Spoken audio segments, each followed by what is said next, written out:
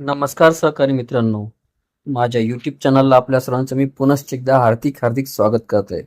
आपण जर सरकारी कर्मचारी असाल तर ही खास बातमी, अत्यंत महत्त्वाची बातमी आपल्यासाठी आहे. राज्यातील ग्रामविकास विभागाने दिनांक 14 मे 2024 रोजी निर्गमित केलेल्या परिपत्रकानुसार मुख्य कार्यकारी अधिकारी जिल्हा परिषद सर्व यांना जिल्हा परिषद येथील प्राथमिक शाळांमधील पदवीधर प्राथमिक शिक्षकांना पदवीधर प्राथमिक मुख्याध्यापक अथवा केंद्रप्रमुख पदी पदोन्नती दिल्यानंतर वेतन निश्चित करताना एक वेतनवाढ देण्याबाबत पुढील प्रमाणे हे निर्देश देण्यात आलेले आहेत.